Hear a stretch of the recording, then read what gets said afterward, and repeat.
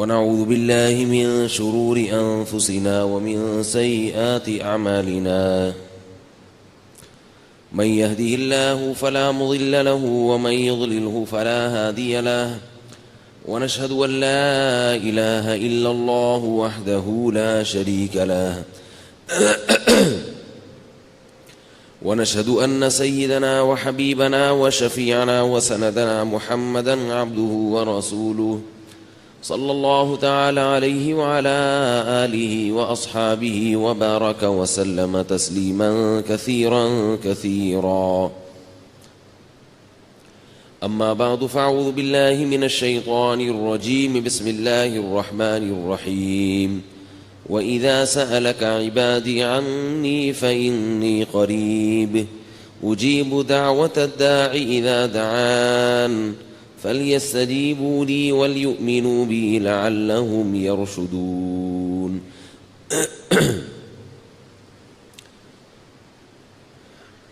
قرآن مجید میں اللہ تعالیٰ نے جہاں رمضان کے روزوں کا حکم دیا وہیں اللہ تعالیٰ نے دعا کا خصوصیت سے ذکر کیا ہے.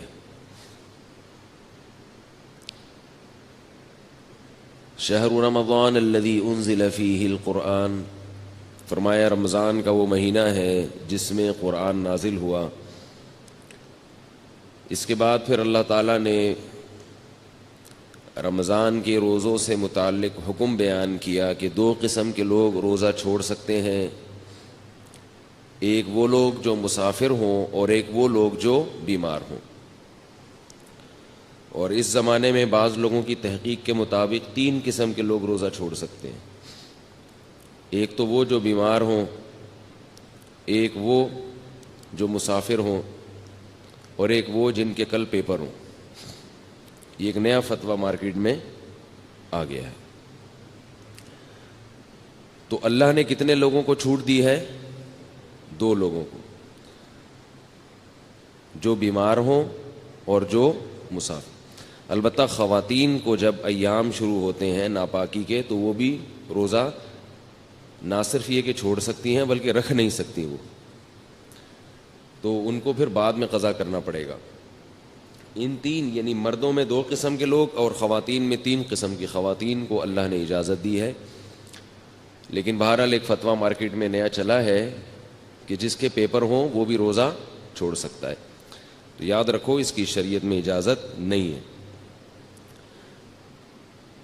تو میں یہ عرض کر رہا تھا کہ اللہ تعالیٰ نے جہاں رمضان کے روزوں کا ذکر کیا اور یہ بتایا کہ مریض چھوڑ سکتا ہے، یہ میں ذرا اس کو ایک ہی دفعہ میں سیٹ کر لوں، یہ بار بار تنگ کر رہا ہے.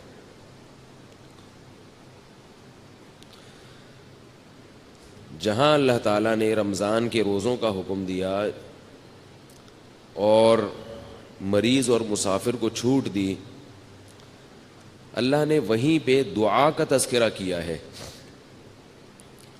آپ سورہ بقرہ دیکھیں، جہاں رمضان کے روزوں کے والی آیتیں ہیں، ان آیتوں کے ختم ہوتے ہی اللہ کا ارشاد ہے وَإِذَا سَأَلَكَ عِبَادِي عَنِّي فَإِنِّي قَرِيب. اے نبی، جب میرے بندے آپ سے میرے بارے میں پوچھیں تو ان کو بتائیے کہ میں ان کے قریب ہوں. اجیب دعوت الداعی اذا دعان، میں پکارنے والے کی پکار کا جواب دیتا ہوں جب وہ مجھے پکارے. فَلْيَسْتَجِيبُوا لِي، فَلْيَسْتَجِيبُوا لِي، لہذا وہ بھی میری پکار کا جواب دیں. جب میں ان کو بلاؤں تو وہ بھی آئیں. وَلْيُؤْمِنُوا بِي، اور وہ بھی مجھ پر ایمان رکھیں. لَعَلَّهُمْ يَرْشُدُونَ، تاکہ وہ بھی سیدھے راستے پہ چلیں. یہ بہت اہم آیتیں ہیں. اللہ تعالیٰ نے قرآن مجید میں رمضان کی مناسبت سے جن چیزوں کو ذکر کیا وہ تین چیزیں ہیں جن کو اللہ نے رمضان کی آیتوں کے ساتھ، بلکہ چار چیزیں ہیں، چار جن کو رمضان کی آیتوں کے ساتھ جوڑا ہے. ایک تو روزہ ہے، رمضان جیسے ہی شروع ہوگا تو کیا کرنا ہے بھائی؟ سب سے پہلے روزہ ہے. دوسرا حکم اللہ نے بتایا، روزہ نہیں رکھ سکتا تو وہ کیا کرے گا؟ اگر وہ قضا بھی نہیں رکھ سکتا، کسی بھی صورت میں ممکن نہیں ہے، تو وہ فدیہ دے گا. فدیہ مالی عبادت ہے. تو دوسری چیز اللہ نے کیا ذکر کی؟ مالی عبادت. اور حدیث میں اس کو بہت اہتمام سے ذکر کیا ہے. گلا بیٹھا ہوا ہے، دعا کریں، کھل کے ہی نہیں دے رہا. جیسے ہی پشاور میں چاند کا اعلان ہوتا ہے نا تو میرا گلا بیٹھ جاتا ہے. یعنی اتنا بھی انتظار نہیں کرتا کہ بھائی کراچی میں تو ہونے دو اعلان. تو رمضان شروع ہوتے ہی ہمارا گلا بیٹھ جاتا ہے. اور بیٹھنے کی وجہ یہ ہے، گلے پہ جو بوجھ ہے نا وہ ضرورت سے زیادہ پڑ جاتا ہے. سمجھ رہے ہیں نا؟ ایک مزدور کو آپ پتھر اٹھانے کا کہیں تو آپ اسے کہیں بھئی یہ بوری یا یہ پتھر یہاں سے وہاں رکھ کے آ جاؤ، وہ رکھ کے آ جائے گا. تو اس کے بعد آپ اس کو آرام دیتے ہیں. مسلسل وہ کرتا رہے تو اس کے بازو بیٹھ جائیں گے، اس کے گھٹنے بیٹھ جائیں گے، اس کی کمر بیٹھ جائے گی. تو رمضان شروع ہوتے ہی ہمارے گلے پر کیا ہو جاتا ہے؟ بہت زیادہ بوجھ پڑ جاتا ہے. بیانات کا سلسلہ شروع ہو گیا، پھر تراویح پڑھنا بھی ہے، پھر اس کو یاد کرنا بھی ہے. تو وہ ہوتے ہوتے پھر وہ پنپنے کا، پھر وہ افطاری میں کیسے پرہیز کرے بھائی؟ پکوڑا چھوڑ سکتا ہے کوئی افطاری میں؟ اب کسی ڈاکٹر کو بولتے ہو، وہ بولے پکوڑے نہیں کھاؤ. سمجھ، پکوڑے نہیں کھاؤ، دنیا چھوڑ دیں گے یار. افطاری میں ہم سموسے کیسے چھوڑ سکتے ہیں؟ اور کراچی کی گرمی کے روزے، اتنے ٹف روزے، اتنی گرمی میں انسان بیٹھے اور کھچڑی کھائے گا کیا افطاری میں بھائی؟ تو ہم کہتے ہیں بھائی آدمی کچھ کھائے تو تمیز کے ساتھ. اور یاد رکھو یہ پکوڑا اتنا نقصان دہ چیز نہیں ہے جتنا اس کو بدنام کیا جاتا ہے. بات میں آ رہا ہوں موضوع کی طرف. چھوٹا سا آپ کو ایک ہلکی سی بات افطاری کے حوالے سے بتا دوں. سموسے نقصان دیتے ہیں، پکوڑے نقصان نہیں دیتے. سموسے میدے کے بنے ہوئے ہوتے ہیں، وہ نقصان دیتے ہیں. سموسا اگر کھانا ہے اندر کے آلو نکال کے کھا جاؤ، اس کے میدا نہ کھاؤ. وہ جو ہوتا ہے نا پاپڑ، اس کا وہ میدا ہے، وہ نقصان دے گا. پکوڑا ہے بیسن. بیسن صحت کے لیے بہت مفید چیز ہے. بیسن میں فولاد ہوتا ہے، طاقت ہوتی ہے. البتہ اس کو ہم چونکہ تیل میں تلتے ہیں تو وہ گڑبڑ کر جاتا ہے تھوڑا سا. تو اب افطاری میں تو چلتا ہے نا. تو اس لیے پکوڑوں کو جتنا بدنام کیا جاتا ہے نا، اتنا وہ قابل ملامت ہے نہیں. تو جتنی ملامت ہے وہ سموسوں پہ لے جایا کریں آپ، ٹھیک ہے؟ تو میں جب سموسا کھاتا ہوں نا تو اندر سے آلو نکال کے کھا جاتا ہوں. میرے سامنے جو بیٹھا ہوتا ہے وہ پاپڑ کھا رہا ہوتا ہے. وہ سمجھتا ہو کہ یہ مفتی صاحب میرا اکرام کر رہے ہیں، حالانکہ یہ سازش ہوتی ہے جس کو وہ سمجھ نہیں پا رہا ہوتا. دوسرا ایک چھوٹی سی بات آپ کو صحت کے حوالے سے بتا دوں کہ اللہ کا واسطہ کولڈ ڈرنک سے روزہ مت افطار کیا کرو، گردوں کی ایسی کی تیسی ہو جاتی ہے. کولڈ ڈرنک ویسے بھی نقصان دہ چیز ہے، لیکن اگر آپ نے اس کے نقصان کو 100 گنا بڑھا دینا ہے تو اس کا طریقہ یہ ہے کہ آپ کولڈ ڈرنک سے روزہ افطار کریں. لوگ کیا کرتے ہیں کہ خالی پیٹ ہے، پیاس شدید لگ رہی ہے اور پیپسی سے روزہ افطار کر رہے ہیں. گردے جو ہے نا اس وقت مانگ رہے ہوتے ہیں کوئی لیکوڈ چیز. اس وقت آپ نے اگر پانی نہیں پیا اور آپ نے اس پہ کولڈ ڈرنک چڑھا دی تو وہ گردوں کی ایسی کی تیسی ہو جاتی ہے. کسی بھی ڈاکٹر سے پوچھ لیں، بہت جلدی برباد ہو جاتے ہیں گردے. تو پہلے 3-4 گلاس سادہ پانی پی لیں، پھر ویسے تو پھر بھی نہ پئیں، لیکن اگر پھر پی لیا جائے تو اتنا نقصان نہیں دیتی. سمجھ رہے بات کو کہ نہیں سمجھ رہے؟ اسی طرح چینی والی چیز افطاری میں، چینی کا شربت جو ہم پیتے ہیں خالی پیٹ، یہ بھی گردوں کو نقصان دیتا ہے. چینی جو ہے نا، چینی یہ وائٹ پوائزن ہے. وائٹ پوائزن، سفید زہر ہے. یہ چینی جب تیار ہوتی ہے تو یہ بالکل کالے کلر کی ہوتی ہے، یہ کوئلہ بن چکی ہوتی ہے. اس میں ایک کیمیکل ڈالا جاتا ہے رنگ کاٹ، جو اس کے رنگ کو کاٹ کے کیا بنا دیتا ہے؟ سفید کر دیتا ہے بالکل. تو وہ بہت خطرناک کیمیکل ہے. اب ہوتا یہ ہے کہ چینی والا شربت جب آپ پیئیں گے یعنی خالی پیٹ، تو آپ کی پانی کی کمی پوری نہیں ہوتی. وہ جزو بدن بننے میں ٹائم لگاتا ہے اور چینی کی وجہ سے پیاس مزید بڑھ جاتی ہے. پانی پیتے رہتے ہیں مگر جسم میں پانی کی کمی پوری نہیں ہوتی. تو کام الٹا ہوا کہ نہیں ہوا؟ کیا خیال ہے بھائی؟ اور پھر اوپر سے وہ کیمیکل ہے. تو اس لیے بہتر یہ ہے کہ نبی صلی اللہ علیہ وسلم نے کھجور سے روزہ افطار کرنے کا حکم دیا, اس کو طیب چیز قرار دی. کھجور کھائیں, اوپر سے سادہ پانی پی لیں, تھوڑا سا ٹھنڈا بھی ہو چلے گا. ہم چائنیز نہیں ہیں کہ بالکل ہی ابلے ہوئے پانی پئیں. اتنے بھی بیوقوف نہیں ہونے چاہیے انسان کو کہ وہ ابلے ہوئے پانی جو ہے نا گرم گرم پینا شروع کر دے. نبی صلی اللہ علیہ وسلم نے ہمیشہ ٹھنڈا پانی پیا ہے, لیکن فریج کا ٹھنڈا نہیں, چشموں کا ٹھنڈا. تو ہلکا سا پانی ٹھنڈا ہو یہ اچھا ہے, زیادہ نہ ہو, لیکن گرم پانی پینا. اگر اس سے میرا ملفوظ یاد رکھیں کہ چائنیز کہتے ہیں گرم پانی سے عمر لمبی ہوتی ہے, تو گرم پانی پی کے زندہ رہنے سے بہتر ہے ٹھنڈا پانی پی کے مر جاؤ. صحیح ہے نا؟ ایسے زندگی کا کیا فائدہ ہے جس میں آپ کو یہ لذت, جو نبی صلی اللہ علیہ وسلم نے تو اللہ کی جو محبت مانگی ہے نا اس کو تشبیہ دی ہے ٹھنڈے پانی سے کہ اے اللہ مجھے اپنی محبت محبوب بنا دے, وَمِنَ الْمَاءِ الْبَارِدِ, ٹھنڈے پانی سے بھی زیادہ محبوب بنا دے. اس سے کیا پتہ چلا کہ ٹھنڈا پانی انسان کو محبوب ہوتا ہے, اور نبی صلی اللہ علیہ وسلم کو بھی محبوب تھا. اور حدیث میں آتا ہے کہ ہمارے نبی کے لیے ٹھنڈا پانی باقاعدہ انتظام کیا جاتا تھا, اس کا کنویں کا, چشموں کا جو ٹھنڈا پانی ہے لایا جاتا تھا. تو ٹھنڈا پانی جو نیچرل ٹھنڈا ہو یا تھوڑا بہت فریج کا رکھا ہوا ٹھنڈا, وہ زیادہ اچھا ہے بنسبت یہ جو کھولتے ہوئے گرم پانی پہ آج کل حکیموں نے لوگوں کو لگا دیا ہے, ڈاکٹروں نے بھی, اور چائنا والوں سے یہ بدعت شروع ہوئی ہے. تو یہ نہیں کیا کریں. صحیح ہے نا؟ بات سے بات نکلتی ہے, موضوع ادھورا چھوڑ دوں گا نا تو مصیبت ہو جائے گی, پھر وہ مسئلہ خراب ہو جائے گا. بعض لوگ کہتے ہیں ٹھنڈے پانی میں یہ فائدے ہیں, یہ فائدے ہیں, یہ بہت گرم پانی میں یہ فائدے ہیں, یہ فائدے ہیں. یقیناً فائدہ ہے, تبھی جو چائنا پی رہا ہے.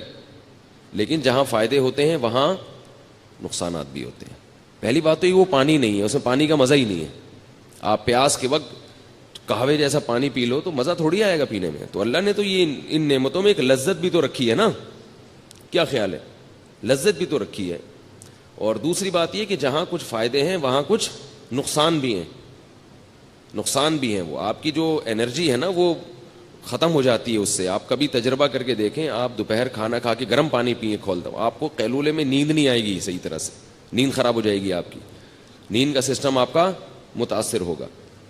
تو کھانے کے بعد تو نہ ٹھنڈا پئیں نہ گرم پئیں, اور کھانے کا 1 گھنٹے کے بعد آپ نے ہلکا سا ٹھنڈا پانی ہے, نارمل پانی, وہ پی لیا اس. تو افطاری میں چینی کا شربت خالی پیٹ بولنے بھائی نہ پئیں, اس سے پانی کی کمی پوری نہیں ہوتی اور پیاس بار بار لگتی ہے. اور اگر کسی کو چینی کا شوق ہے ہی بہت زیادہ تو چینی کا نقصان کم کرنے کے لیے ایک آپ کو ٹوٹکا بتا رہا ہوں. وہ نقصان کم ایسے ہوگا کہ کچی چینی زیادہ نقصان دیتی ہے, پکی ہوئی چینی کم نقصان دیتی ہے. میں نے گھر میں حکم دیا ہوا ہے, حکم کیا, گزارش کی ہوئی ہے گھر والوں سے, حکم کہاں بھائی, ریکارڈ ہو رہا ہے بیان, گزارش کی ہوئی ہے کہ چینی کو پانی میں ڈال کے ابال لو اور اس کا شیرہ بنا لیں. چینی کو نا خوب اچھی طرح پکائیں, پانی میں ڈال کے بہت اچھی طرح پکائیں, خوب اچھی طرح پکا کے نا اچھی طرح بوائل کر کے اس کا شیرہ تیار کر کے بوتل میں بھر کے رکھ لیں. وہ پکی ہوئی چینی ہے, اس میں جو اس کے کیمیکل ہے نا وہ جلنے اور پکنے کی وجہ سے اس کے زہریلی اثرات ختم نہیں ہوتے, کم ہو جاتے ہیں. آ رہی ہے بات؟ ختم نہیں ہوتے, کم ہو جاتے ہیں. تو اب اگر وہ شربت میں ڈال کے پئیں گے تو نقصان تو پھر بھی ہوگا مگر کم ہوگا. شربت میں یا کھیر میں یا حلوے میں جو بھی آپ لوگ کھاتے ہیں, ہم نہیں کھاتے حلوہ بھائی, ٹھیک ہے نا, تو وہ نقصان کم ہو جائے گا. اسی طرح نمک جو ہے نا, نمک وہ بھی کچا زیادہ نقصان دیتا ہے, پکا ہوا بول لیں کم نقصان. یہ جو کچا نمک ہے نا اس سے بلڈ پریشر کا مسئلہ کھڑا ہوتا ہے. کچا نمک کھانے میں اوپر سے نمک ڈال دیا. اسی طرح جو آٹے میں نمک ڈلتا ہے, ہوتا تو آٹے میں نمک کے برابر ہے وہ, مگر چونکہ وہ کچا رہ جاتا ہے, روٹی جب پکتی ہے نا تو اندر نمک نہیں پکتا اس میں صحیح طرح. تو جو بلڈ پریشر کے مریض ہیں وہ لوگ جب یہ روٹی کھاتے ہیں تو کھاتے ہی ان کا بی پی ہائی, اور پھر الٹی الٹی باتیں پھینکنا شروع کر دیتے ہیں. وہ دیکھا ہوگا آپ نے, کھانا کھاتے ہی پٹا ہو گیا گھر میں. تو اس کا حل یہ ہے, یہ میں ہوائی باتیں نہیں کر رہا, بڑے بڑے ڈاکٹروں کی بات کر رہا ہوں, اور جن لوگوں نے اس پہ کنٹرول کیا ان کے گھر سے بلڈ پریشر کی بیماری ختم ہو گئی. تو اس کا بھی طریقہ یہ ہے کہ یا تو روٹی میں نمک ڈالیں ہی نہیں, آٹے میں نمک ہی نہ ڈالیں, جو ڈالنا ہے سالن میں ڈال دیں, کیونکہ سالن والا نمک پک جاتا ہے. سمجھ رہے ہیں نا, جب سالن میں نمک ڈالا جاتا ہے تو وہ کیا ہو جاتا ہے, پک جاتا ہے, تو پکنے سے اس کے اثرات کم ہو جاتے ہیں. تو یا تو روٹی میں نمک ڈالیں ہی نہیں, اور اگر نمک ڈالنا ہے تو وہی طریقہ کہ جیسے چینی کا آپ نے شیرہ تیار کر لیا تو نمک کو بھی پانی میں ڈال کے اچھی طرح بوائل کر لیں, خوب اچھی طرح پکائیں اس کو, اور پھر وہ شیرہ یعنی نمک کا جو لیکوڈ ہے وہ آپ بوتل میں محفوظ کر لیں. کیا ہو گیا بھائی, بہت آپ کے فائدے کی بات کر رہا ہوں, آپ کے فائدے کی بات کر رہا ہوں. اور یہ ان کا چیزوں کا ہمارے دین اور مذہب سے بھی تعلق ہے. ہمارے نبی نے صحت کی حفاظت کا ہمیں حکم دیا ہے, خاص طور پہ بلڈ پریشر سے صحت خراب نہیں ہوتی, ایمان بھی خراب ہو جاتا ہے, گھر بھی خراب ہو جاتا ہے. جو بیوی کے مریض ہیں نا, طلاقیں بھی اکثر وہی دیتے ہیں, اور بچوں کو بھی اٹھا اٹھا کے کوٹتے رہیں گے, پھینکتے رہیں گے. جب اب بلڈ پریشر کے مریض ابا گھر آئیں گے تو بچے کانپنا شروع کر دیں گے. تو اس لیے نمک کا یہ طریقہ, تو چینی اور نمک آپ نے کیا کرنا ہے,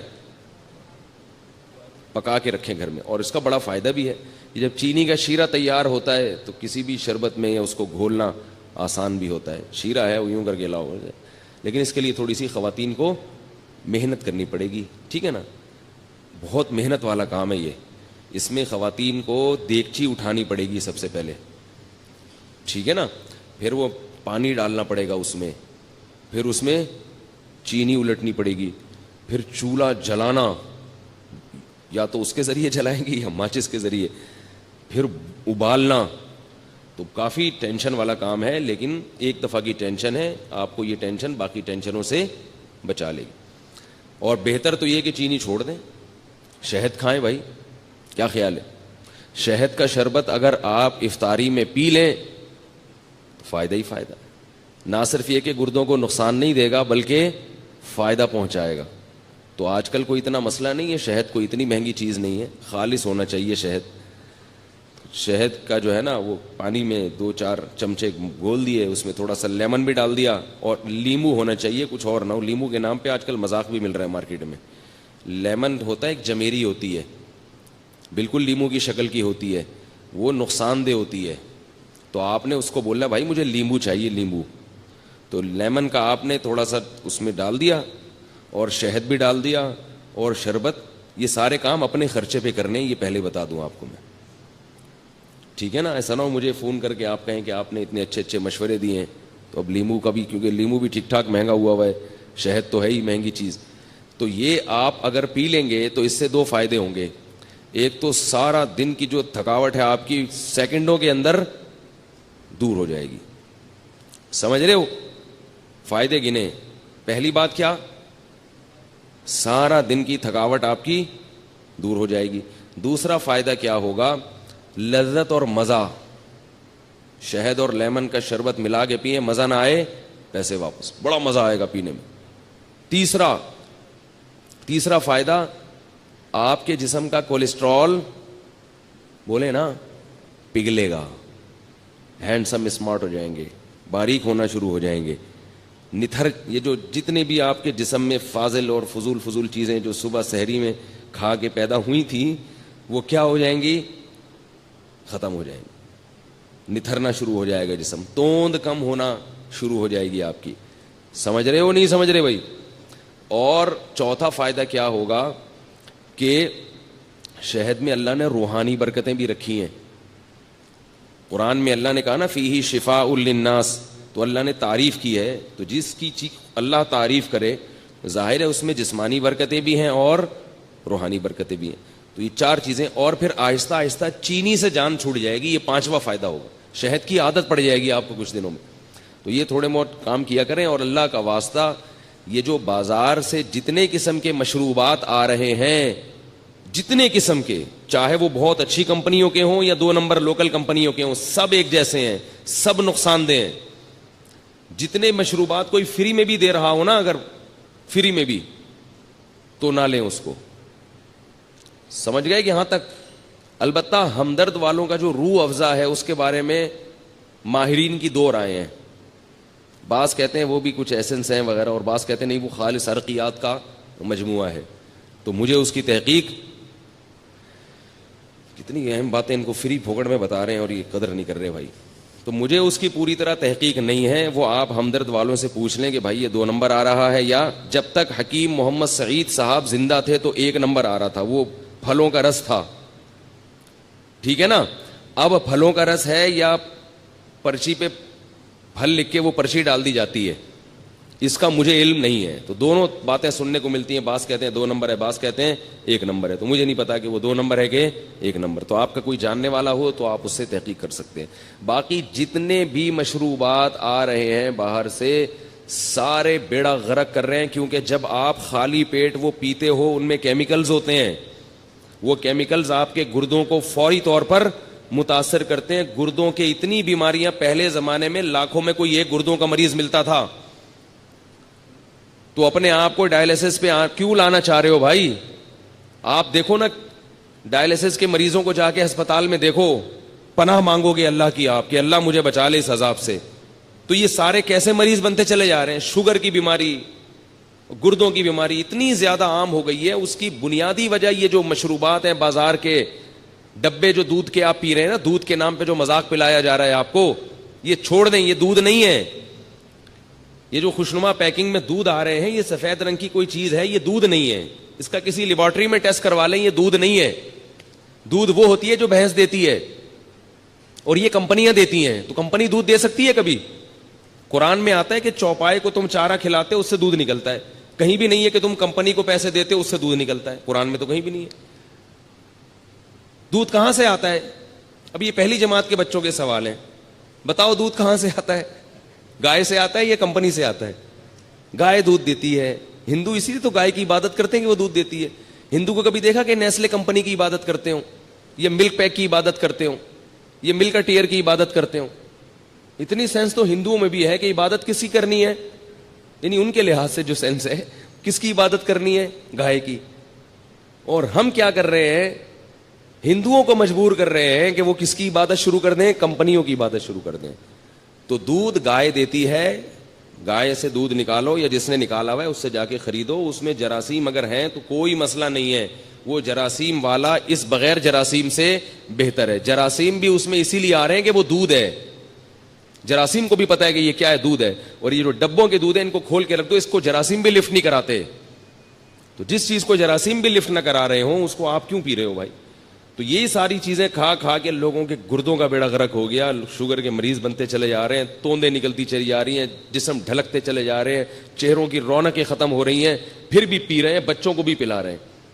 اس لیے یہ اللہ نے قرآن میں حکم دیا ہے کہ اپنے آپ کو خود سے ہلاک مت کرو. جیسے خودکشی کرنا حرام ہے کھمبے سے چپک کے, ایسے ہی سلو پوائزن کھا کے آہستہ آہستہ اپنے آپ کو تباہ کرنا بھی غلط کام ہے, ناجائز کام ہے. اگر آپ کو پتا ہے کہ اس سے مجھے نقصان ہو رہا ہے. یہ عجیب بات ہے کہ کھمبے سے چپکنا تو حرام ہے, اپنے آپ کو مار دینا. یعنی آپ مجھے بتاؤ, ایک آدمی خودکشی کر رہا ہے, وہ ایسے کر رہا ہے کہ ابھی گیا اور ابھی بجلی کے کھمبے پہ ہاتھ لگایا اور ابھی مر گیا. تو یہ ناجائز ہے یا نہیں ہے بھائی؟ اور ایک آدمی ایسے اپنے آپ کو ہلاک کر رہا ہے کہ وہ تھوڑا تھوڑا کرنٹ اپنے لگاتا ہے کہ میں ابھی نہیں مروں, 10 سال میں مر جاؤں. تھوڑا تھوڑا اپنے آپ کو کیا کر رہا ہے؟ ہلاک کر رہا ہے. آج تھوڑا سا کرنٹ, پھر تھوڑا اور ذرا جھوڑ کا جھٹکا, پھر اور. ٹھیک ہے یہ ویسا حرام نہیں ہے جیسا ایک دم سے مارنا, لیکن کیا اس کو بھی ہم صحیح کہہ سکتے ہیں اس عمل کو؟ ہے بھائی زندگی کی حفاظت جب فرض ہے تو پھر وہ ہر لحاظ سے فرض ہے. تو اس طرح یہ چیزیں کھا کھا کے لوگوں نے, اور افطاری میں چونکہ زیادہ نقصان ہوتا ہے, تو رمضان تو اللہ نے ہمیں دیا, اس کی حکمتوں میں ایک حکمت یہ ہے کہ اس سے صحت اچھی ہوتی ہے. اور اوپر سے جتنی بیماریاں رمضان میں ہو رہی ہیں اتنی کسی اور مہینے میں نہیں ہوتی, کیونکہ وہ جو سارا جو ہے نا ترتیب آؤٹ کر جاتی ہے. کہاں سے کہاں بات چلے گی. خیر میں اب اصل بات کی طرف آتا ہوں.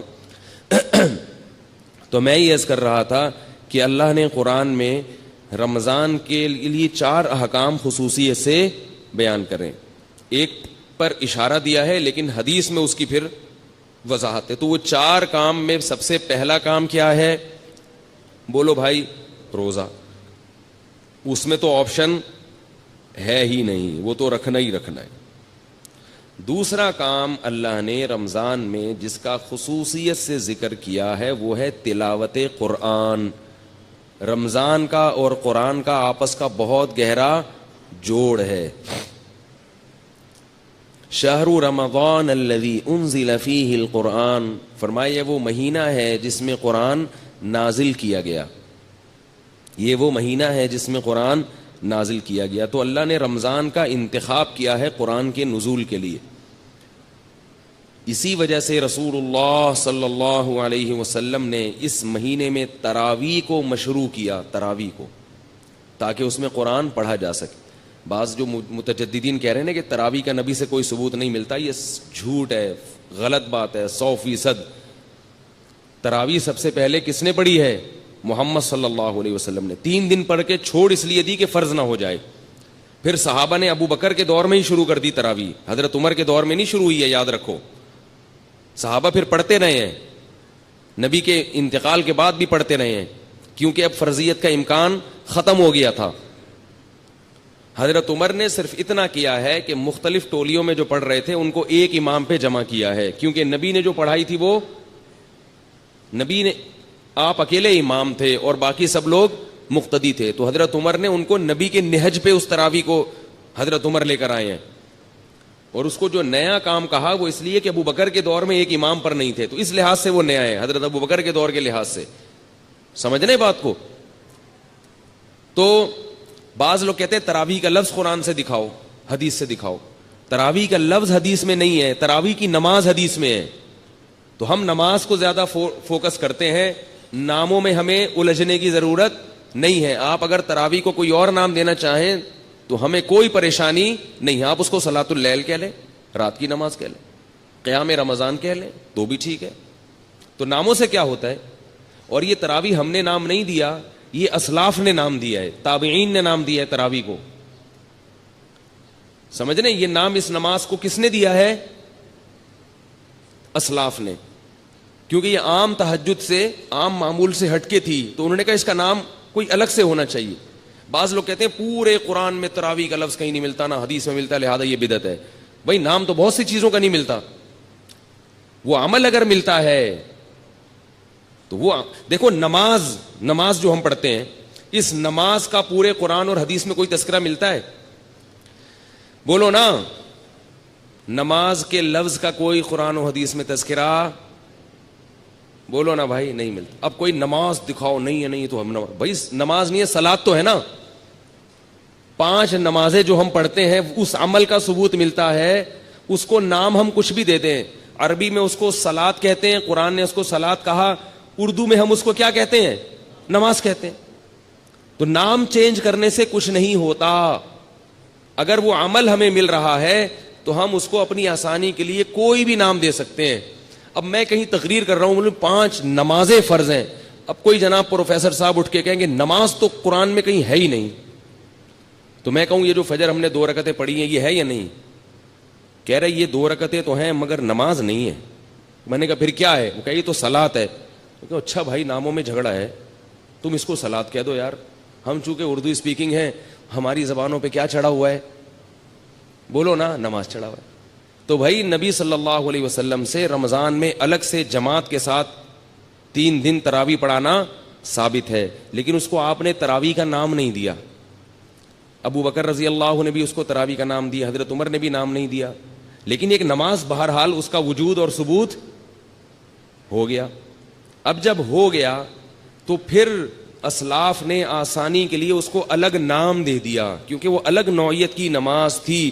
تہجد کی نماز جماعت سے نہیں پڑھی جاتی، نفل نماز میں لوگوں کو بلا کے اکٹھا کر کے اتنی بڑی جماعت قائم کرنا بدعت ہے۔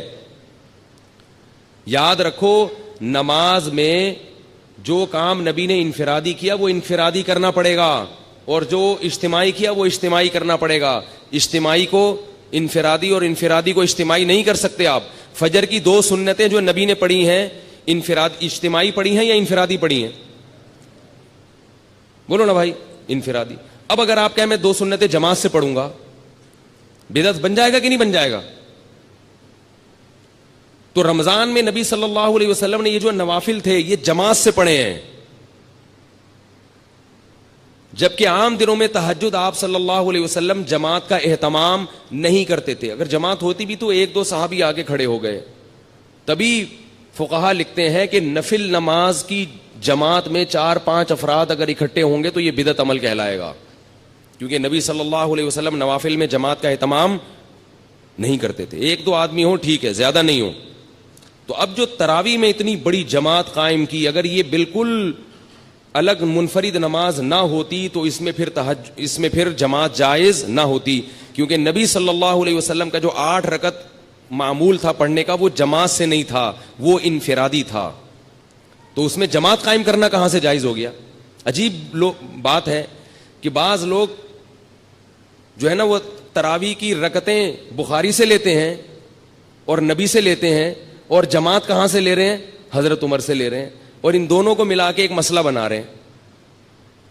بھئی جب آپ جماعت حضرت عمر سے لے رہے ہیں تو رکعتیں بھی آپ کو کہاں سے لینی پڑیں گی؟ حضرت عمر سے لینی پڑیں گی. اور حضرت عمر نے یہ کہاں سے لی ہیں؟ نبی صلی اللہ علیہ وسلم سے لی ہیں. تو اب اگر کوئی کہے نا یہ تراویح کا لفظ دکھاؤ تو بولا نماز دکھا دو. کہ نماز نہیں تو صلاۃ تو ہے نا. تو آپ اسے کہیں جیسے صلاۃ کو ہم اردو میں نماز کہتے ہیں, اسی طرح اسلاف نے اس مخصوص نماز کو جو رمضان میں جماعت سے پڑھی جاتی تھی, اسلاف نے اس کو تراویح کہنا شروع کر دیا. اگر آپ کچھ اور کہنا چاہتے ہو تو ہمیں کوئی اعتراض نہیں ہے, لیکن یہ نماز پڑھو آپ بہرحال اور اس کو مانو. اور اسلاف نے اس کو تراویح کہا کیوں یہ بھی سن لیں, کچھ اور کہہ دیتے. یہ بھی بڑی ٹیکنیکل بات ہے, نوٹ کر لیں, نوٹ, یہ بڑی خاندانی باتیں ہیں, خاندانی. تراویح اس لیے کہا کہ اسلاف جو تابعین تبع تابعین جب یہ نماز پڑھتے تھے تو ان کا معمول تھا کہ 4 رکعتوں کے بعد آرام کرتے تھے, تھوڑا سا وقفہ کرتے تھے, تھکاوٹ دور کرتے تھے. کتنی رکعتوں کے بعد؟ 4 رکعت. تو اب 4 رکعتوں کے بعد ریسٹ. عربی میں ریسٹ کو استراحہ کہتے ہیں. کیا کہتے ہیں؟ استراحت. ہوتا ہے نا ایک جلسہ استراحہ, استراحت. استراحہ اصل میں تھا استرواح, اور اس کے جو اصل حروف ہے نا وہ را, واو اور ہا ہے, روح. اسی سے مروحہ ہے, پنکھا, مروحہ, را واو ہا آ رہا ہے نا. پنکھا کیا کرتا ہے؟ ہوا پھینک کے آپ کو راحت دیتا ہے, بشرطے کہ چل رہا ہو. کئی ایسی والوں کی تو کوشش ہوتی ہے کہ نہ دے.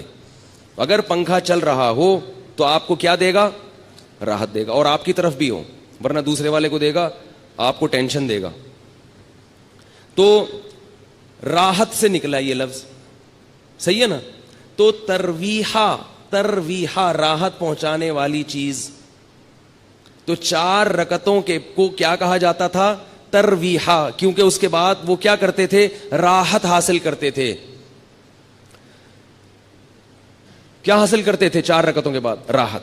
اب ذرا بات سمجھنا, ترویحتن کی جمع ہے تراویح. ترویحتن کی جمع کیا ہے؟ تراویح. عربی میں جمع کم سے کم 3 افراد پہ بولی جاتی ہے. 2 کے لیے عربی میں الگ صیغہ ہے. دیکھو, رجل 1 آدمی, رجلانی 2 آدمی, رجال 2 سے زیادہ. رجل کیا ہوا, روزہ کیوں لگ رہا ہے آپ کو؟ ہمارا بھی روزہ ہے بھائی, بولے نا ذرا. رجل ہمارے بھی روزہ ہے. آپ ہمارے سامنے یہ نہ بتائیں کہ صرف آپ کو روزہ لگتا ہے, سب مسلمان ہیں. رجل 1 آدمی, رجلانی 2 آدمی, رجال بہت سارے یعنی 2 سے زیادہ, وہ کہیں کچھ بھی ہو سکتے ہیں. ترویحتن 1 ترویحہ یعنی 4 رکعتیں. ترویحتانی 2 ترویحیں یعنی 8 رکعتیں. تراویح 8 سے زیادہ. پتہ یہ چلا کہ اسلاف کے دور میں 8 رکعت تراویح کا تصور نہیں تھا, ورنہ وہ اس کو ترویحتانی کہتے. تراویح آپ لوگوں نے قسم اٹھائی ہوئی ہے بھائی, جملہ مکمل کیا کریں. اگر وہ 8 رکعتیں کا معمول ہوتا اسلاف میں تو وہ اس کو ترویحتانی کہتے, تراویح نہیں کہتے. مصنف ابن ابی شیبہ کی روایت ہے، جا کے دیکھ لیں. اور مزے کی بات یہ کہ عربی میں جمع کی دو قسمیں ہیں، ایک جمع قلت اور ایک جمع کثرت. جمع قلت کہا جاتا ہے 9 تک کے افراد، اور جمع کثرت اس سے بھی زیادہ. تو تراویح کا مطلب 3 تراویحوں سے زیادہ. 12 رکعتوں کو بھی نہیں کہہ سکتے آپ، الا یہ کہ اس میں تساموں سے کام لیں، ورنہ اصل کیا ہے کہ تراویح کا مطلب بہت سارے تراویح، بہت سارے تراویح. تو اس لیے کم سے کم تراویح کی مقدار، یعنی اس لفظ جو ہے نا، یہ کم سے کم جن افراد پہ صادق آ رہا ہے وہ 12 رکعتیں کم سے کم، اور یہ لفظ بتا رہا ہے کہ وہ 12 سے بھی زیادہ ہیں. تو یہ لفظ خود انکار کر رہا ہے کہ تراویح 8 رکعتیں نہیں ہو سکتی. یہ اسلاف ورنہ اس کو یہ نام نہ دیتے. رہی وہ حدیث موطا امام مالک کی کہ جس میں آتا ہے کہ حضرت عمر نے 8 رکعتیں اور 3 وتر پڑھائے ہیں، وہ حدیث ضعیف ہے. اب میں اس کی سند میں جاؤں گا تو ٹائم لگے گا. گل ویلے دی تے پھل موسم دا والی بات کر لوں آپ کے سامنے، بھائی بات شارٹ مختصر ہو اور سمجھ میں آ جائے. اس حدیث وہ موطا امام مالک کس کی کتاب ہے؟ پورا نام بتا رہا ہوں، موطا امام مالک. یہ کس کی کتاب ہے؟ یہ تو ایسے پھر بھی نہیں بتا رہے یار آپ لوگ. یہ تو ایسے ہی ہو گیا جیسے ایک وہ تھا، ایک وہ بیٹھا ہوا تھا، وہ پہلے زمانے میں سیٹ چیلے، وہ تو نہیں گرو ہوتا تھا نا، اس کا ایک چیلا ہوتا تھا، ہے چیلا. تو جو چیلا تھا نا وہ بڑا مالدار تھا، اور گرو کیا تھا؟ غریب بیچارہ، ظاہر ہے اس کا نوکر تھا. ہمارے حضرت اس پہ یہ واقعہ اس پہ سنایا کرتے تھے کہ ہر مالدار آدمی میں عقل نہیں ہوتی، بعض دفعہ بیوقوفوں کو اللہ دولت زیادہ دے دیتا ہے، بلکہ زیادہ تر ایسا ہی ہو جاتا ہے. ٹھیک ہے نا، اللہ اپنی قدرت دکھاتا ہے. تو اور اگر اللہ یہ اصول بناتے کہ جس کے پاس پیسہ ہو تو اس کے پاس، جس کے پاس عقل زیادہ ہو پیسہ بھی ہوگا، تو بیوقوف تو بھوکے مر جاتے بیچارے. تو کیا ہے کہ عجیب حساب ہے کہ بعض دفعہ عقل بالکل نہیں ہوتی، پیسہ بہت ہوتا ہے. تو اس پہ حضرت یہ واقعہ سناتے تھے کہ وہ ایک چیلا تھا، بڑا مالدار تھا، اس کا ایک نوکر تھا.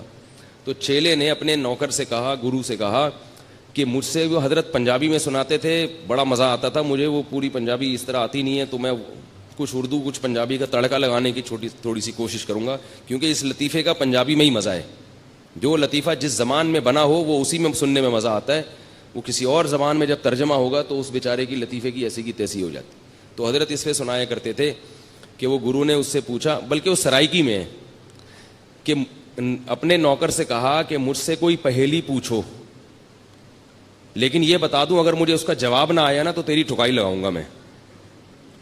یعنی اپنے نوکر سے خود ہی اپنی ذہانت کا امتحان بھی لے رہا ہے، اور پھر یہ بھی ڈر ہے کہیں فیل ہو کے میں بیوقوف ہونا میرا ثابت نہ ہو جائے. تو کہہ رہا ہے کہ اگر مجھے اس کا جواب نہیں آیا نا، مجھ سے حل نہیں ہوئی، تو میں تجھے چھوڑوں گا نہیں. اب وہ بیچارہ پریشان، یہیں سے بیوقوفی شروع ہو گئی نا. اب وہ کہہ رہا ہے کہ یار سوچ کے کوئی ایسی پہیلی لے کر آؤ، بہت ہی آسان ہو، بہت آسان ہو، جس کا جواب آ جائے. تو اب اس نے پہلی پوچھی کہ حضور بتاؤ کہ ایک جانور ہے تے پونچھ گھمیندی ہے. گھمیندی پنجابی کا لفظ ہے، سرائکی کا لفظ ہے، سرائکی ہے نا، تو سرائکی میں یہ لطیفہ. پونچھ گھمیندی ہے، چولہے کے گرد گھومتی ہے. یعنی ایک جانور ہے جو اکثر چولہے کے گرد گھومتا ہے اور دم ہلاتی ہے رہتی ہے، صحیح ہے نا. اور مزید آسان کرنے کے لیے بولے میاؤں میاؤں کرندی ہے.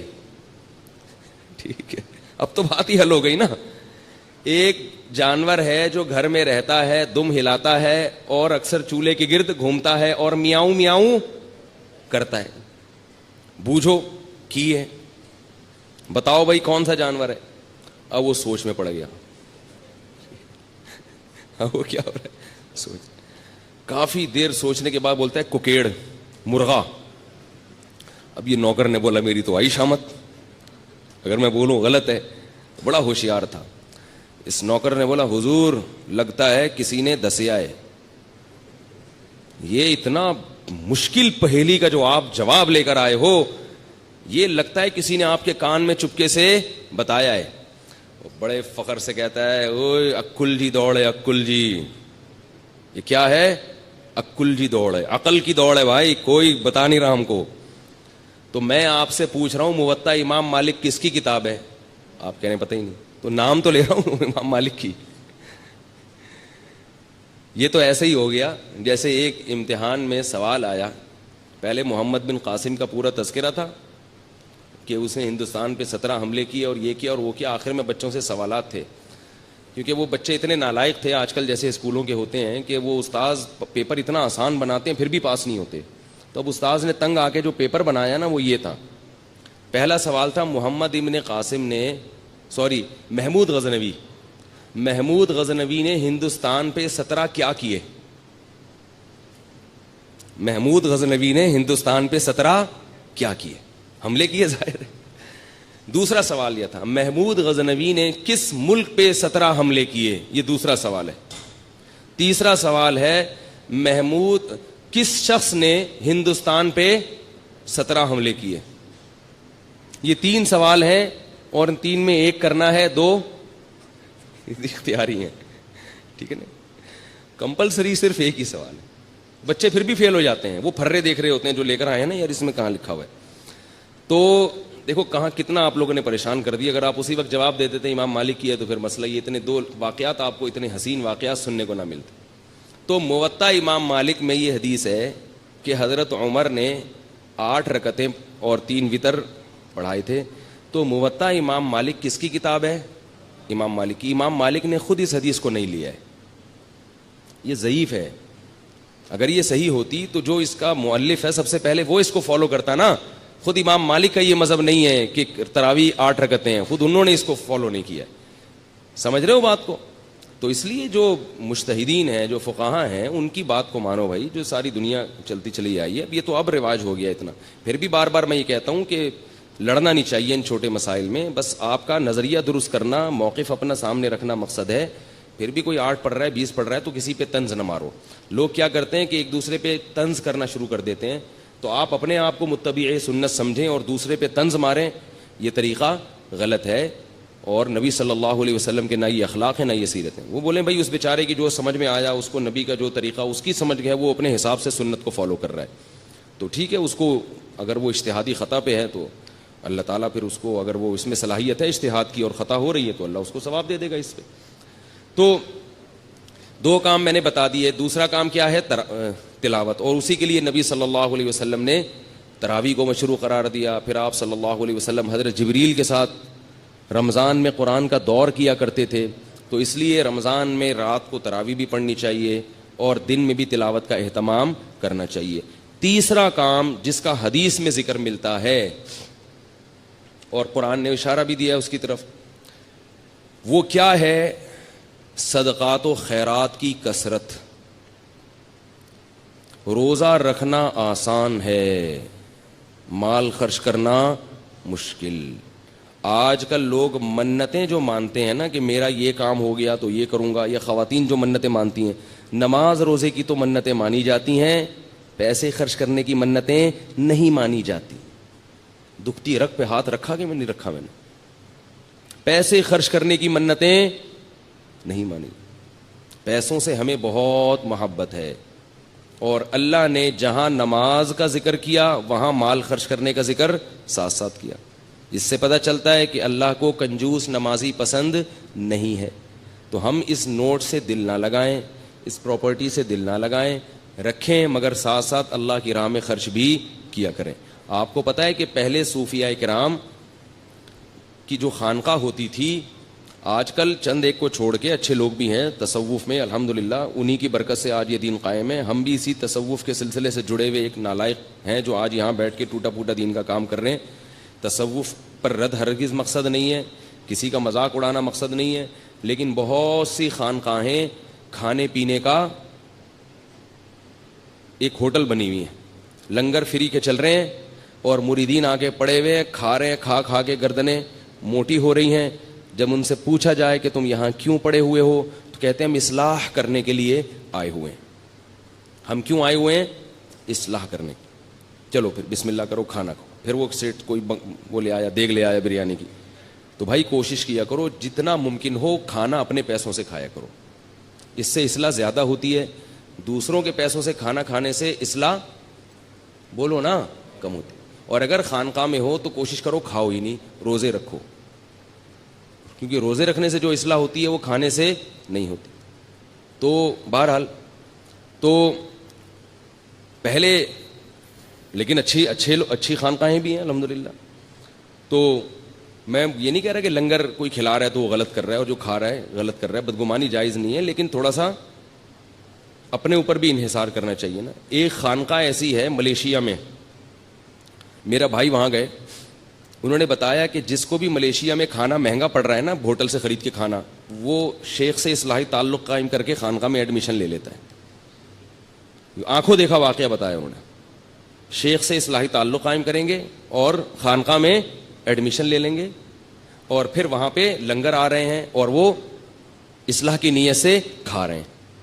تو اگر کبھی جانا ہو تو ملیشیا میں مجھ سے پوچھ کے جائیں آپ لوگ, ٹھیک ہے نا. میں اپنے بھائی صاحب سے پوچھوں گا بھائی وہ کدھر ہے یار وہ خانقاہ, میں نہیں جاؤں گا وہاں, بات کر رہا ہوں. تو ایسے لوگ بھی ہیں. تو جیسے جب وہاں ملیشیا میں ہو سکتا ہے, حالانکہ وہ بھی ہمارے ہی ایک سلسلے کی خانقاہ ہے, تو یہاں نہیں ہو سکتا کیا؟ یہاں بھی ہے.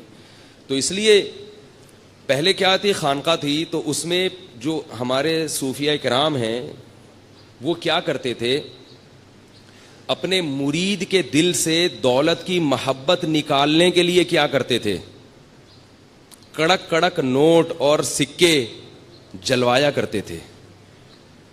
اس کو ہمارے حضرت جو ہے نا, ہمارے شیخ مفتی رشید احمد صاحب ایسے بتاتے تھے کہ اگر دل میں نوٹوں کی محبت ہے نا, جیسے آج تو نوٹ ہیں سکے نہیں ہیں, پہلے تو دینار ہوتے تھے, درہم ہوتے تھے, تو فرماتے تھے کہ ہم پھر یہ کریں گے کہ جس کے دل میں پیسے کی محبت ہے نا, کہ ہر وقت اپنے بٹوے میں پیسے گنتا رہتا ہے اور دیکھتا رہتا ہے اتنے پیسے ہو گئے, اتنے ہو گئے, اتنے پیسہ, اتنا پیسہ, تو فرماتے تھے اس دل سے دنیا کی محبت نکالنے کے لیے ایک کام کیا کرو, 5,000 کا کڑک نوٹ پکڑو اور ایک طرف ماچس کی تیلی سے آگ لگاؤ اور آہستہ آہستہ اس کو جلاؤ. کرنا نہیں ہے یہ کام کہیں آپ شروع کر دیں, شروع نہ کر دیں آپ, یہ تو کسی شیخ سے باقاعدہ اجازت لے کے, وہ آپ کے حالات دیکھ کے آپ کی نفس پکڑ کے چیک کرے گا کہ آپ کی بیماری یہاں تک پہنچ گئی ہے کہ آپ صدقہ بھی نہ کرو, آپ تو جلاؤ, آگ لگاؤ ان نوٹوں کو, لیکن آپ نہ کرنا. یہ ڈاکٹروں کی باتیں وہ ذرا اوپر کی باتیں. میں ایک بتا رہا ہوں کہ ایسا بھی کیا ہے دل سے پیسوں کی محبت نکالنے کے لیے. فرماتے کنارے پہ آگ لگاؤ, پھر آہستہ آہستہ جب وہ نوٹ جلے گا تو آپ کا دل بھی اندر سے جلے گا, بڑا کلاوازیاں کھائے گا, ہائے ہائے کیا ہو رہا ہے. فرمایا پوری گڈی رکھی ہوئی, پھر دوسرا نوٹ, پبلک بھی دیکھے گی, بولے گی کیا ہو رہا ہے بھائی ہمیں دے دو, بولا نہیں آگ لگاؤں گا آگ. جب فزیکلی کوئی کام کیا جاتا ہے نا, فزیکلی, تو اس کے اثرات بھی آپ کی باڈی پہ پڑتے ہیں, آپ فزیکلی فٹ ہونا شروع ہو جاتے ہیں. صرف بیانات سنیں گے تو صرف ذہن متاثر ہوگا, آپ کی باڈی متاثر نہیں ہوگی. دیکھیں میں اگر آپ کو بیان کروں کہ روزانہ جو ہے وہ 2 کلومیٹر یا 5 کلومیٹر جاگنگ کرنی چاہیے, روزانہ آپ سنیں گے تو کیا آپ ہلکے ہونا شروع ہو جائیں گے؟ جب تک آپ کریں گے نہیں ہوں گے. تو اگر میں آپ کو یہ بتاؤں نوٹوں کی محبت دل میں نہیں ہونی چاہیے, پیسے سے محبت نہیں ہونی چاہیے, دنیا ہے ختم ہونے والی ہے, قبر میں نہیں جائے گا, سنتے رہو گے کچھ بھی اثر نہیں ہوگا. تو فزیکلی جب آپ اس کو جلانا نہیں, بھائی اللہ کا واسطہ بار بار کہہ رہا ہوں, اگر آپ اس کو جلانا شروع کر دیں, اور وہ آپ کہیں گے کہ پھر ہمیں کیوں ترغیب دے رہے ہو جب منع بھی کر رہے ہو, وہ پھر کسی اور وقت بتاؤں گا میں. تو ایسے جب آپ اس کو آگ لگائیں گے, ہلکی ہلکی آگ لگے گی, اور یہ آگ نوٹ پہ کم اور آپ کے دل پہ زیادہ لگ رہی ہوگی, اندر اندر سے آپ جلنا شروع ہوگے. زیادہ محبت ہوگی تو آپ کے سر کے بال خود بخود غائب ہونا شروع ہو جائیں گے, ایسا لگے گا وہ بھی جل رہے ہیں اور بغلیں بھی جل رہی ہیں, ٹھیک ہے نا, سب جلا کے آپ بالکل صاف ستھرے ہو جاؤ. تھوڑے دنوں میں آپ کے دل سے یہ دنیا کی محبت ختم, اور آپ دیکھو گے یار جلا دیا پھر بھی اللہ کھانے کو دے رہا ہے, جو میری بنیادی ضرورتیں پوری ہو رہی. تو یہ مشق کروائی جاتی تھی, لیکن آج کل منع کیا جاتا ہے, آج کل منع کیا جاتا ہے. تو آج کل اتنا ہی کر لو کہ صدقہ کر دو, 5,000 کا کڑک نوٹ نکالو, کسی فقیر کو یہ چونیاں اٹھنیاں چھوڑ دو. 5 روپے کا سکہ دیکھا اپنے سمٹ کے احتجاج میں کتنا چھوٹا سا ہو گیا ہے. ابھی سنے 10 کا بھی سکہ آ گیا ہے, 50 کا بھی سکہ, اوف. تو کیا ہو رہا ہے, ہمارے ملک کی حالت کیا ہو رہی ہے؟ یہ بھی اس لیے ہو رہی ہے کہ پیسہ جمع ہو رہا ہے, خرچ نہیں ہو رہا. تو جو ہے نا یہ سکے وکے کے بجائے اب کیا ہے, کڑک سا نوٹ نکالا, اپنے بھائی کو دے دیا, بہن کو دے دیا. اور کیا ہے, رشتہ داروں میں کوئی غریب ہے اس کو دے دیا. لوگ رشتہ داروں میں جو غریب ہے اس کو زکوٰۃ دیتے ہیں, دینی چاہیے, ڈبل ثواب ہے. لیکن یاد رکھو کہ رشتہ داروں کا تو ویسے ہی حق ہے, اللہ کے بندو, ان کو تو ویسے ہی خرچ کرنا چاہیے, ان کو زکوٰۃ پہ کیوں ٹہلا رہے ہو؟ اگر کوئی رشتہ دار غریب ہے تو وہ تو آپ کی ویسے ہی ذمہ داری ہے نا, اس کا خیال کرو. ٹھیک ہے زکوٰۃ بھی ہو جاتی ہے, لیکن میں یہ عرض کرتا ہوں کہ زکوٰۃ کے لیے تو بہت زیادہ سے زیادہ مستحق کو تلاش کرو, اس رشتہ دار کو ہدیہ دے دیا کرو, ویسے ہی اتنی ہی رقم قسمت میں دے دو ہدیے میں. کیونکہ رشتہ دار بہت سے لوگوں کے اتنے غریب ہوتے نہیں ہیں, لیکن وہ پھر بھی کچھ ہیلے بہانے کر کے, کھینچا تانی کر کے کیا کر دیتے ہیں, زکوٰۃ پکڑا دیتے ہیں ان کو. تو مفتی سے فتویٰ لیتے ہیں, زکوٰۃ ادا تو ہو جاتی ہے, لیکن اس سے بھی بڑے بڑے غریب دنیا میں پڑے ہوئے ہوتے ہیں, تو رشتہ داروں کو ویسے ہی دے دو بھائی. اب ایک بیوہ عورت ہے جس کا بیٹا کما رہا ہے, ٹھیک ہے وہ بیوہ غریب ہے, اس کے پاس نہ سونا ہے نہ پراپرٹی ہے, اس پہ زکوٰۃ لگ جاتی ہے. لیکن جب اس کا بیٹا کما رہا ہے تو اس کو دینے کی کیا ضرورت ہے بھائی؟ ان کو دے دو نا جن کے بیٹے بھی نہیں کما رہے, اس کی ضرورت تو پوری ہو رہی ہے نا بیٹے کے ذریعے. فقہی لحاظ سے بعض چیزیں درست ہوتی ہیں مگر مصلحت کے لحاظ سے خراب ہوتی ہیں اور شریعت کے مزاج کے موافق نہیں ہوتی. تو بعض دفعہ مفتی فتویٰ دے دیتے ہیں کہ زکوٰۃ اس پہ لگ جائے گی, لیکن آپ کا ضمیر اس کی اجازت نہیں دے رہا ہوتا, تو ضمیر کی بھی مان لینی چاہیے. ایک بیوہ عورت ہے جس کا بیٹا کما رہا ہے لیکن وہ بیوہ غریب ہے, تو بیوہ پہ زکوٰۃ لگ جائے گی کیونکہ شریعت اس کی غربت کو دیکھتی ہے, اس کے بیٹے کو نہیں دیکھتی. لیکن اصولی طور پر کیا ہے کہ زکوٰۃ کا مقصد غربت ختم کرنا ہے, لوگوں کی حاجت پوری کرنا ہے, تو ایسے کو دو نا جو اس سے زیادہ محتاج ہے. اور اس کو ویسے ہی دے دو, اگر یہ بیوہ آپ کے رشتہ داروں میں سے ہے تو آپ اس کو ویسے ہی ہدیے کے نام پہ دے دیں. ہدیہ تو کسی کو بھی دیا جا سکتا ہے.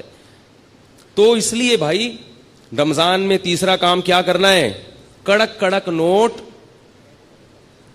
بولو اللہ کی راہ میں, بولو نا, جملہ مکمل کریں, آدھا کام اسی سے ہو جائے گا, بولنے سے ہو جاتا ہے.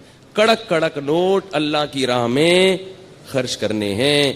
اور شیطان کہے گا کیا کر رہے ہو, اتنی محنت سے کمائے ہیں, اتنی محنت سے کمائے ہیں, کیسے دے دوں؟ دیکھو نبی نے کیا فرمایا, بہترین صدقہ کون سا ہے؟ دل تھام کے سنیں یہ حدیث, بہترین صدقہ کون سا ہے؟ فرمایا تأمل الغنا وتخشى الفقر, وہ صدقہ کہ رقم خرچ کرنے کے وقت تمہیں یہ خیال ہو کہ اگر میں نے یہ پیسے خرچ نہیں کیے تو ان پیسوں سے مزید پیسہ بنا سکتا ہوں, ان پیسوں سے مزید پیسہ بنا سکتا ہوں. تأمل الغنا, امید غنا کی کہ یار یہ اگر میں نے روک لیا نا تو ایسے مواقع آئیں گے جن میں انویسٹ کر کے نوٹ پہ نوٹ چھاپ لوں گا, تو اس پیسے سے انسان کو زیادہ محبت ہوتی ہے. دوسری چیز اس میں یہ ہو, تخشى الفقر, اگر ابھی خرچ کیا تو موجودہ حالت سے نیچے بھی آ سکتا ہوں. صرف امیدیں نہیں ہیں, خطرات بھی ہیں. تأمر الغنا وتخشى الفقر, اور فرمایا ان تکون صحیحا شحیحا, صحت مند بھی ہو, ورنہ بعض دفعہ بڑھاپے میں انسان خوب صدقات و خیرات شروع کرتا ہے, اس کو پتا ہے اب میں دنیا سے جا رہا ہوں, یہ پیسہ میرے کام نہیں آئے گا, بچوں سے بنتی نہیں ہے, ان کو محروم کرنا ہے, تو یہ فلانے مدرسے میں دے دو اور فلاں مسجد میں دے دو. صحیح کا مطلب بالکل جوان ہٹا کٹا, ابھی کھانے پینے کی, لائف کو انجوائے کرنے کی عمر ہے. یہ میں نہیں کہہ رہا بھائی, مجھ پہ کیوں غصے ہو رہے ہیں, میں تھوڑی کہہ رہا ہوں, یہ کون کہہ رہا ہے؟ رسول اللہ, اللہ کے سفیر جو دنیا میں اللہ کا پیغام لے کر آئے تھے. صحیحاً, صحت مند, ہٹا کٹا. اور آج تو بڑھاپے میں نہیں کرتے, پاؤں قبر میں لٹکے ہوئے ہوتے ہیں, پھر بھی میرا پیسہ میرا پیسہ میرا پیسہ. لیکن جوانی میں کرنا اور مشکل ہے. ان تکون صحیحاً, 4 شرطیں. دوسرا شحیحاً, شحیح, طبیعت میں کیا ہو, بخل ہو, جان نکل رہی ہو, روکڑا, یعنی اپنی طبیعت بھی نہ آمادہ ہو رہی ہو. بعض دفعہ انسان میں ساری صفات ہوتی ہیں اور دل خرچ کر رہا ہوتا ہے اڑانے کا, ویسے ہی شو مارنے کے لیے, یا ویسے ہی کبھی کبھار موڈ اچھا ہوتا ہے نا انسان کا, آدمی کھلا دیتا ہے, بعد میں کہتا ہے یار یہ میں نے کیا کر دیا, اس دن میں نے اتنا پبلک کو اتنا کھلا دیا یار, میں تو مقروض ہو گیا. لیکن اس وقت جوش آیا ہوا تھا. فرمائے جوشیلی طبیعت نہ ہو, بلکہ شح کا کیا مطلب ہے؟ اندر طبیعت میں انقباض پیدا ہو رہا ہو, طبیعت یار کیا, جیسے نوٹ نکلتے ہوئے ایسا لگ رہا ہو جیسے کوئی کھال نکال رہا ہے, آپ کی کوئی کھال ادھیڑ رہا ہے, ایسے نوٹ ادھڑ رہا ہو. فرمایا یہ جو 4 صفتیں جس صدقے میں پائی جائیں گی اس سے بہتر صدقہ بولو بھائی کوئی بھی نہیں. اور ہمارا صدقہ کیا ہوتا ہے؟ یہ والا نوٹ دے رہے ہیں کیونکہ یہ ویسے ہی اضافی ہے, اس میں کوئی کاروبار تو میں کر نہیں سکتا, ٹھیک ہے نا.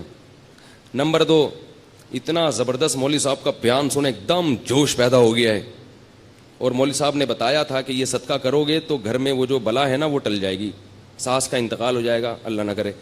بعض لوگوں کے لیے ساسیں بلائیں ہیں, یا کسی کی ساس ٹھیک ہو جائے گی, بھائی وہ پریشان تھا, ساس ٹھیک کرنا چاہتا تھا, ٹھیک ہو جائے گی, تو یہ سب ہو جائے گا. ہم جو صدقے کرتے ہیں نا, اللہ کو تو راضی کرنا مقصد ہی نہیں ہوتا, بلائیں ٹالنا مقصد ہوتا ہے. وہ بھی ٹھیک ہے, بلائیں بھی ٹلتی ہیں, بلائیں ٹالنے کے لیے بھی کرنا چاہیے, لیکن پہلی چیز کیا ہونی چاہیے؟ اللہ کی رضا, اللہ خوش ہو جائے, اللہ مجھ سے آخرت کے عذاب کو دور کر دے. میں آج لوگوں کی حاجت پوری کروں گا, اللہ کل قیامت میں میری حاجت پوری کر دے. تو بھائی ٹھیک ہے, یہ والا نہیں ہوتا, اس سے نیچے درجے کا صدقہ کر لو. لیکن حدیث میں آتا ہے رسول اللہ صلی اللہ علیہ وسلم رمضان میں سخاوت کے دریا بن جایا کرتے تھے, سخاوت کے دریا. عجیب بات ہے, لیلۃ القدر میں لوگ تلاوت بھی کرتے ہیں, نماز بھی پڑھتے ہیں, صدقات و خیرات نہیں کرتے. حالانکہ عبادت میں تو صدقہ ایک مستقل عبادت ہے, تو لیلۃ القدر میں بھی عبادت صدقات و خیرات والی کیا کریں. اگر اس وقت رات کو آپ کو کوئی فقیر یا مستحق نہیں مل رہا تو کچھ پیسے نکال کے اپنے پرس میں اس نیت سے الگ کر دیں, اللہ میری طرف سے یہ میں نے نکال دی. اب مستحق تلاش کرنے میں 1 مہینہ لگ جائے, 1 سال لگ جائے, وہ ٹینشن کی بات نہیں ہے. الٹے سیدھے لوگوں کو نہ پکڑایا کریں. لوگ جلدی میں کیا کرتے ہیں, غلط لوگوں کو پکڑا دیتے ہیں, اس لیے کہ ابھی رمضان ہے ثواب نہ نکل جائے. تو رمضان میں اگر آپ کو مستحق نہیں مل رہا تو آپ ثواب کی نیت سے نکال کے الگ رکھ دیں گے, تو انشاءاللہ ثواب رمضان ہی کا ملے گا آپ کو. کیونکہ اب یہ جو آپ تاخیر کر رہے ہیں یہ اپنی سستی کی وجہ سے نہیں کر رہے, بلکہ اس لیے کہ صحیح ہاتھوں میں پہنچے, مستحقین تک پہنچے. آ گئی یہ بات سمجھ میں کہ نہیں آئی ہے؟ تو یہ والا صدقہ. اور دیکھو نبی جو سخاوت کے دریا ہوتے تھے, تو آپ صلی اللہ علیہ وسلم کے پاس تو مال تھا ہی نہیں. پتہ یہ چلا کہ سخاوت کا دریا بننے کے لیے مالدار ہونا ضروری, بولو نا, نہیں. اب آپ کہیں گے پیسے ہیں ہی نہیں تو صدقہ کہاں سے کریں؟ ایک آدمی خود غریب ہے, وہ کہاں سے صدقہ کرے؟ بھائی جیسے نبی نے کیا اور جیسے نبی نے بتایا. نبی نے فرمایا کہ تمہارے پاس اگر 1 کھجور ہے, 1 کھجور تو ہوتی ہے نا, اور اگر 1 کھجور بھی نہیں ہے تو مجھے بتائیں بھائی, کچھ چندہ وندہ کرتے ہیں اس کے لیے ہم لوگ یہاں سے. وہ ایک چور گیا نا کسی کے گھر میں, کچھ مل ہی نہیں رہا تھا, تو چور نے 50 روپے نکالے, اس بندے کو اٹھایا, بولا یار یہ رکھ. تو 1 کھجور تو ہوتی ہے بھائی سب کے پاس, تو صرف 1 کھجور ہے, اس سے زیادہ مسکین دنیا میں کوئی بھی نہیں ہے. تو فرمایا کہ آدھی کاٹ کے خود کھا لو اور آدھی صدقہ کر دو. فاتقوا النار ولو بشق تمرہ. اور قربان جاؤں محمد صلی اللہ علیہ وسلم کی تعلیمات پہ. فرمایا یہ بھی نہیں ہے, اگر کھجور بھی نہیں ہے, فاقے ہو رہے ہیں, تو پھر کیا ہے؟ صدقے کا مقصد دوسرے کی حاجت پوری کرنا, اس کو خوش کرنا نا. تو فرمایا ان تلقى اخاك بوجه طلیق, مسکرا کے بات کر لو لوگوں سے, ایسی بات کر لو جس سے لوگ خوش ہو جائیں. لوگ مجھے کہتے ہیں نا آپ جمعے کے بیان میں ہنساتے بہت ہیں, اس لیے ہنساتا ہوں کہ لوگ گھر میں رو رہے ہیں, گھر میں رو رہے ہیں, بیویوں سے لڑائیاں, ابا سے نہیں بن رہی, چاچے سے نہیں بن رہی, وہ وراثت کھا گیا, وہ یہ کر دیا, اس نے یہ دھمکی دے دی, باہر نکلے گا وہ موبائل چھین کے. کوئی ابھی جمعے میں آتے ہوئے کتنے لوگوں کے موبائل غائب ہو جاتے ہیں, روتا روتا مسجد میں آتا ہے. امام صاحب بھی اگر رلائیں گے تو کہاں جائے گی عوام بھائی؟ اس لیے ہم نے کہا بھائی ایک تھوڑا سا ہلکا ہاتھ رکھو پبلک پہ, یہ ٹینشن کے مریض بن چکے ہیں. کچھ علماء رلاتے ہیں, وہ بھی صحیح کرتے ہیں, تو کچھ کو تھوڑا سا ہنسانے دو. میں اس لیے ہنساتا ہوں کہ ہنس ہنس کے بعد سمجھ میں آ جائے, عمل ہو جائے. کیونکہ آج کل لوگوں کی قوتیں بڑی کمزور ہیں اور گھر میں رو رہے ہیں. اللہ کی قسم جو لوگوں کے فون آتے ہیں, میں کہتا ہوں مجھے مت رلا یار, ٹھیک ہے نا, ایسا بیویوں سے پٹ رہے ہیں, تو میں کہتا ہوں مجھے نہ رولا, مجھے آپ کی باتیں سن کے بہت رول. کہہ رہے ہیں سانس آئی ہوئی ہے, جہاں نہیں رہی ہے. عجیب عجیب لوگوں کی کہانی ہے بھائی. ایک صاحب نے کہا میں نے شادی کی ہے, میری بیوی نے اپنی ماں کو میرے گھر لا کے بٹھا دیا ہے, ہل ہی نہیں رہی ہیں, سارے خرچے میں اٹھا رہا ہوں. میں نے کہا ان کے بیٹے نہیں, کہہ رہے بیٹے ہیں پھر بھی نہیں. تو عجیب عجیب لوگوں کی کہانیاں اللہ تعالیٰ معاف فرمائے. اللہ سے شکر ادا کرنا چاہیے کہ اللہ تو نے ہمیں بھی اچھی سانسیں ملی ہیں الحمدللہ. اتنی ایسی نہیں ہے بھائی, اللہ کا شکر ہے یار. ہمیں تو اب محبت ہونے لگتی ہے اپنے سسرال والوں سے. تو خیر, تو نبی نے کیا فرمایا کہ اگر آدھا کھجور بھی نہیں ہے تو کیا کرو, مسکرا کے بات کرو. تو یہ تو ہو سکتا ہے نا بھائی, خام خام ناک پہ مکھی مت بٹھا کے رکھو, جو ملے ذرا اچھی طرح, اور بھائی السلام علیکم, کیا حال ہے بھائی, کہاں گئے ہو بھائی, اتنے دنوں سے بڑے یاد آ رہے تھے. وہ بیچارہ خوش ہو جاتا ہے اس سے. لیکن میں زیادہ اس لیے نہیں کرتا, وہ چپک جاتا ہے. ٹھیک ہے, تو یہ وہ آدمی یہ کام کر سکتا ہے جس کے پاس تھوڑا سا ٹائم ہو. تو ہمارے پاس تو صدقے کے لیے پیسے ہیں نا, تو ہم پیسے پکڑا دیتے ہیں. اگر بھائی یہ پیسے لے نکل, چلو شاباش. لیکن بعض مخصوص دوست ہیں وہ مستثنا ہے اس سے. ایک بندے یہاں بیٹھے ہیں, وہ ابھی غصہ نہ ہو جائیں کہیں. تو تیسرا کام نبی نے کیا کیا ہے, صدقات و خیرات. تو یہ کام بھی ہم نے زیادہ سے زیادہ کرنا ہے. چوتھا کام رہ گیا, وہ انشاءاللہ اگلے ہفتے بیان کروں گا. تو بھائی صدقات و خیرات خوب کثرت سے کریں. اور میں بار بار ایک اعلان کرتا ہوں کہ آپ مسجد کے امام سے بھی, اپنے امام سے بھی رابطہ کر سکتے ہیں. ائمہ کرام کے پاس مستحقین ہوتے ہیں. کوئی میرے ذریعے سے اگر تعاون کرنا چاہے غربا اور مساکین, تو ہمارے پاس بھی غربا اور مساکین کا ایک اچھا خاصا جماعت ہے ہمارے پاس, جن کے ساتھ ہم تعاون کرتے ہیں. بہتر تو یہ کہ خود پہنچائیں. میں کہتا ہوں کہ کسی کو نہ دیں, مجھے بھی نہ دیں, خود پہنچائیں. لیکن بعض لوگ یورپ میں ہیں, امریکہ میں ہیں, امریکہ میں غریب مشکل, وہاں کے غریب یہاں کے مالداروں سے زیادہ اچھی حالت میں ہوتے ہیں. تو جو خاص طور پہ یورپ میں رہتے ہیں وہ لوگ رہتے ہیں, ان کے لیے مشکل ہوتا ہے غریب تلاش کرنا. تو وہ پھر اپنے ملکوں میں, ویسے بھی اپنے ملکوں کا حق زیادہ ہے, تو ان کو چاہیے بھائی اپنے ملکوں میں بھیجیں اور پھر یہاں کے ذریعے لوگوں پر تقسیم کروائیں, تاکہ ہمارے ملکوں کی غربت دور ہو. اللہ تعالیٰ سمجھنے کی, عمل کی توفیق عطا فرمائے. جی, اعتکاف کے ابھی فارم ملیں گے جمعے کی نماز کے بعد. جو لوگ بھی اعتکاف میں بیٹھنا چاہتے ہیں تو وہ ابھی اس فارم لے لیں. اور جو باہر سے, کراچی سے باہر سے آنا چاہتے ہیں, تو یہ نعیم بھائی کا نمبر ہے 0333139614. اس نمبر پہ کال کر کے اپنی رجسٹریشن کروا سکتے ہیں. صرف 2 دن ہے آپ کے پاس اعتکاف میں بیٹھنے والوں کے لیے, 2 دن ہے. 2 دن میں جن کے رجسٹریشن ہو گئی بس انہی کو بیٹھنے کی اجازت دی جائے گی, کیونکہ محدود جگہ ہیں, بہت زیادہ رش اکٹھا ہو جاتا ہے, اس کو پھر مسجد میں جگہ نہیں ہوتی. پتہ نہیں ابھی ذہن میں نہیں.